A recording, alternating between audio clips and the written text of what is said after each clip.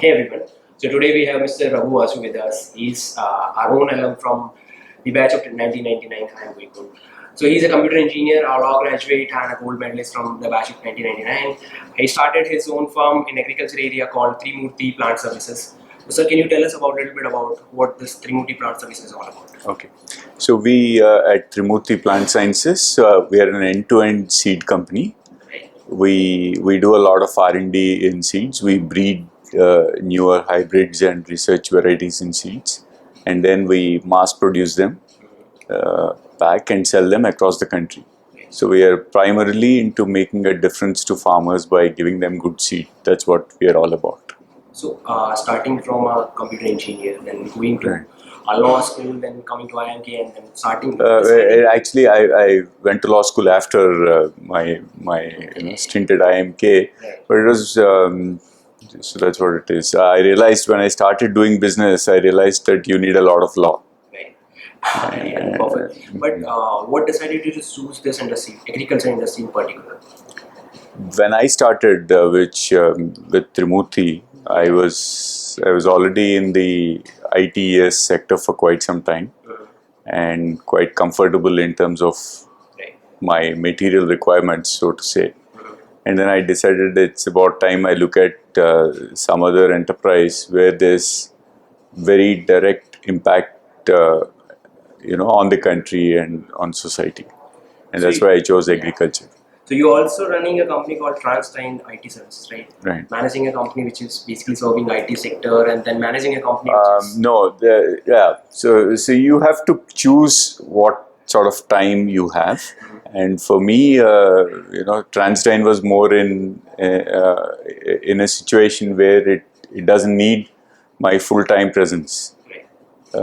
So my current baby is TriMurti Plant Sciences, and that's where all my time, energy is going into, at least most of it. No entrepreneur can actually do too many things with equal energies at the same time. So you have to understand what takes most of your energy. And for me now, it's TriMurti. Yeah. Looking at the scenario of today, like agriculture is a sector which requires kind of innovations, right? And you are having a background in IT as well as in this agriculture area. So what according to you think can be the new innovation in this sector which we can look forward to? For one, any new enterprise needs to be focused on innovation. Right. And we think agriculture is at the cusp of that curve where, a lot of the, if you look at what agriculture, at least the enterprises that were in the space that we are in, which is seeds, we think agriculture is about 20 years behind what the pharma industry in India is in terms of intellectual property and innovation in areas like that. So from day one, we have invested on innovation and research and development. Our first recruits were our R&D team. So we put them all in place, and then we worked on everything else around innovation and research. So that's at the core. And for anybody who's doing, whether it could be a core IT firm, it could be somebody who's in manufacturing, or it could be something like what we are doing, which is agriculture. It need not be that you are into IoT or something that uses technology, but innovation has to be at the crux of what you're trying to do, and because that's the only way you differentiate yourself from everybody around you. So what according to you, your suggestion is to people who's graduating from BSchool and are aspiring entrepreneurs? So I would say first and foremost is this is a place of learning. Right. So oftentimes it so happens that placements and the entire debate in the IIMs, or for that matter any school, tends to work with placement being at the center and everything else around it. But I'd actually say for anybody, if they have to get maximum bang for the buck during their tenure here, learning has to be at the center of their universe, and everything else follows from it. So when you're here, I think we should use the opportunity to learn and dip into various areas, understand what is happening there, and sort of get into that culture of learning. The day I passed out, which was sometime in April of '99, when we had our passing out lunch, and there was a gentleman, Mr. Shankar, who taught us marketing. Right. And I asked him what was the one takeaway that he would give me. And he told me, remember that you have to always keep learning. And for me, that continues to be the guide stone 20 years later. It's all about how you learn and how you keep learning. And so that I think should be the core. And these lessons, you might think that these are not useful. For example, take something like economics. For most people, it puts them off. And they would look at, I'm going to be doing sales and marketing. How would economics help? But if you want to be an entrepreneur, there's no way you can run away from it. Accounting, business accounting, most engineers and those who are from non-commerce background, they find it very challenging to look at an entry and to look at where to post it. But as an entrepreneur, it's at the core. So the whole idea is, are you learning? Every course has a relevance. HR, all you do is HR. In fact, So you were the first batch of IIMK to pass out, right? And then it was a new institution at that particular yes. time. And it was required to set up lots of things. Right. And what kind of hustling you guys went through, and what kind of learnings you had from that those hustling days? We did a lot of things that you currently take for granted, probably were challenges for us.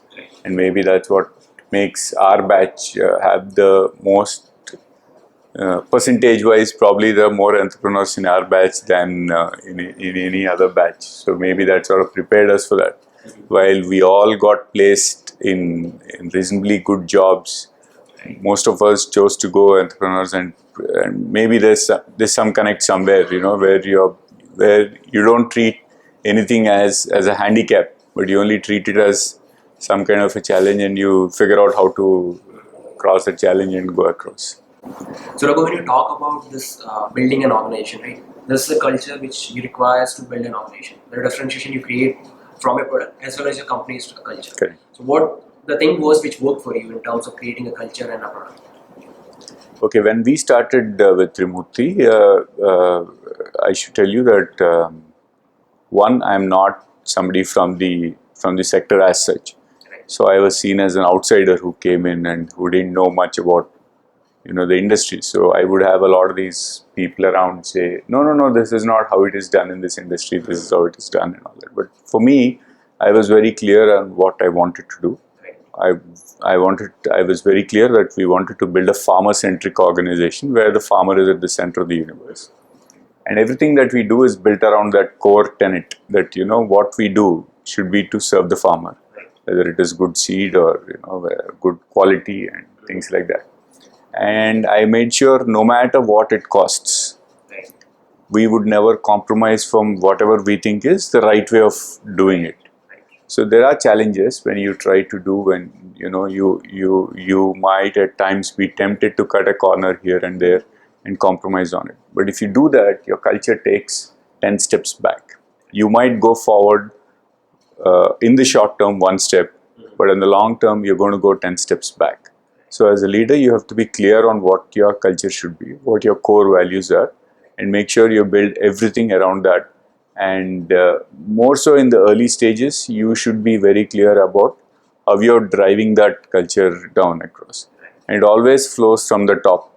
It cannot happen any other way. There's no functional leader who can take it forward and say, this is our culture. It has to come down from the top. It has to be very clear. And the sooner you work on it, the better you are in the long term. Thank you, sir, for your time. Thanks again. Nice to have you. Pleasure.